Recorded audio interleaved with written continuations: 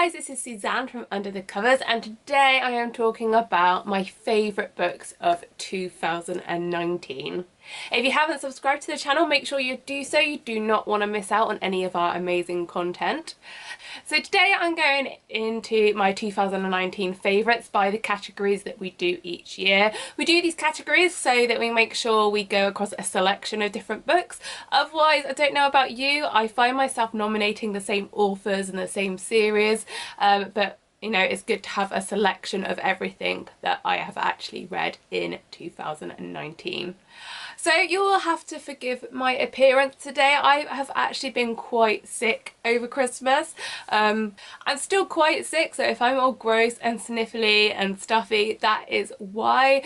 I hope you all had a fantastic Christmas, and I'm really sorry there's no makeup on today because it still can't go on my skin at the moment, but I am here and I am excited to talk to you about my favourite of 2019. So first, best new release. And I know I said about doing a wide variety and not just picking our favourite authors and just sticking to those. I'm afraid I am doing that with this one. So it is Sapphire Flames by Ilona Andrews. Ilona Andrews is my absolute favourite author, so I had to have a book in here by her, well, by them. I really loved Sapphire Flames. It's book number 4 in the Hidden Legacy series, although it's almost like the start of a new storyline within the series, so you could start this series here if you were crazy enough to want to do that, but I really loved it. So our heroine, Catalina Baylor, we have met her in the first 3 books, but she was more of a side character. Now she is the main protagonist, and we watch her head up her house, diving into very dicey political waters as she is also carrying out an investigation. It is a really great book. It has everything you need. It has romance, it has a really intriguing storyline. We have all the fantastic characters from the previous books, and I just loved every word of Sapphire Flames, and I highly recommend you give it a try. Next up, best new to me, and that is Transcendence by Shay Savage. I have never read Shay Savage before, and this book was recommended to me in one of my alien groups on Facebook. However, fear not, it is not an alien book. It's a bit of a time travel romance where our heroine gets thrown back in time, and this is where you need to suspend your disbelief a bit, and is found by our hero Ed, who is a caveman, and in this book the hero doesn't have an area in the brain called Wernicke's area, which means he will never understand language, so these two can't communicate in a traditional way of speaking to one another. He will, no matter how long they're with each other, he will never ever be able to understand language, and he'll never be able to reproduce those sounds. So it's all told from his point of view. We watch these two kind of dance around each other. He doesn't understand her. We can kind of understand her point of view even though we never get in her head. But it's just about these two coming together, and it's a beautiful story. It really is.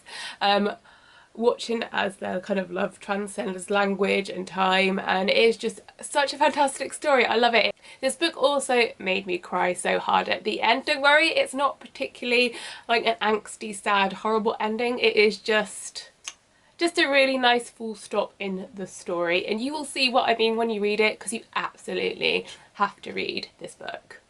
Oh my god, I'm so disgusting. So next up, best debut, and for me that is The Widow of Rose House by Diana Biller. It is a historical romance, and I absolutely loved it. It's set in the US rather than London, so I really loved that changeling setting for historical romance.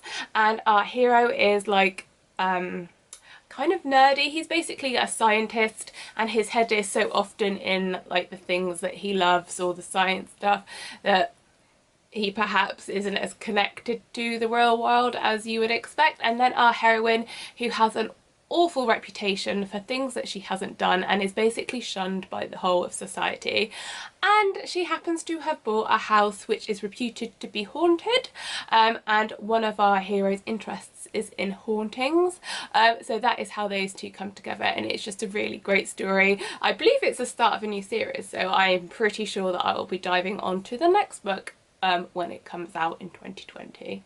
Next category is favourite heroine, and this was really easy for me. I absolutely love this book. It could go into kind of most of the categories that I'm talking about today, but I thought it fit in really well with favourite heroine, and that is Forever Wolf by Maria Vale. It is the last in this trilogy, but it is so good. I really loved our heroine. If you like an alpha heroine, this book will definitely be for you. Vaya is strong and capable. In this series, it's a shifter series, it's a paranormal romance. However, it is wolves that turn into human rather than humans that turn into wolf, which is a very important distinction, and I just love her so much. She was such a fantastic heroine. Sorry guys, I am still pretty ill. Yeah, she is a fantastic heroine. This book definitely made me cry. It makes me like well up just thinking about this book as well.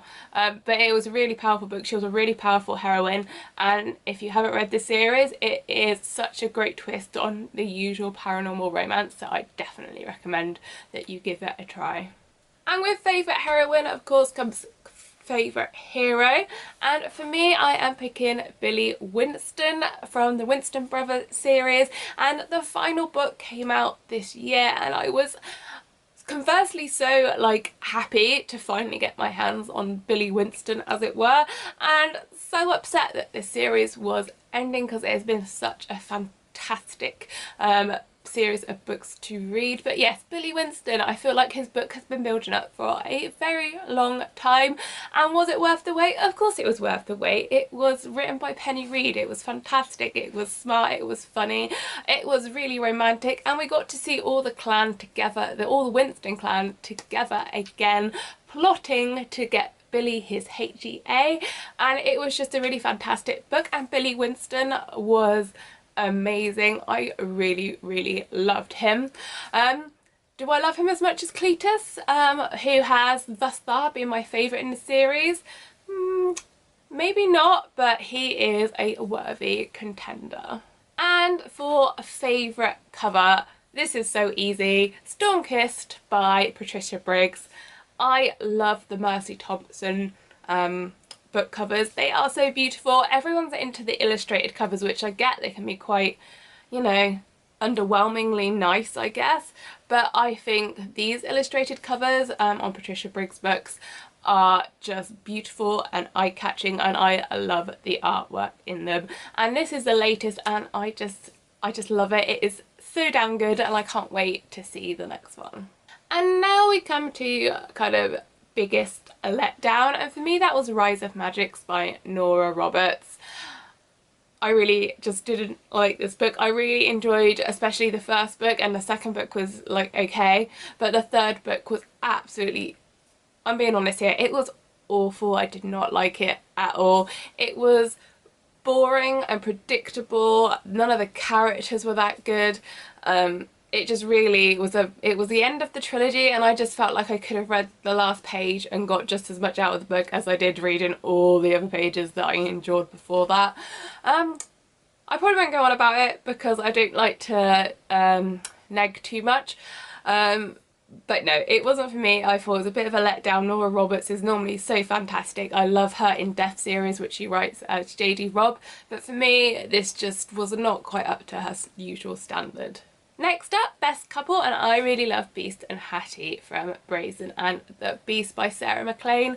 Oh, I love this book so much. We have like a curvy heroine who is kind of a wallflower, but it's more because she's interested in other things like running her father's shipping business. And then we have Beast, who is, I guess, an underground criminal king, I guess, but it's more like he lives in the slums and looks after the people who are there, and I just really love these two together. They were amazing. I love the way that Beast sees Hattie for what she is and sees her worth in a world where people, or in a time I guess where people wouldn't really do that, and I just really love this book. It is fantastic, and I can't wait for the next book in this series, which will prove to be, I imagine, just as good. And now favourite sex scenes, and I don't read very many erotic romance books, I have to say.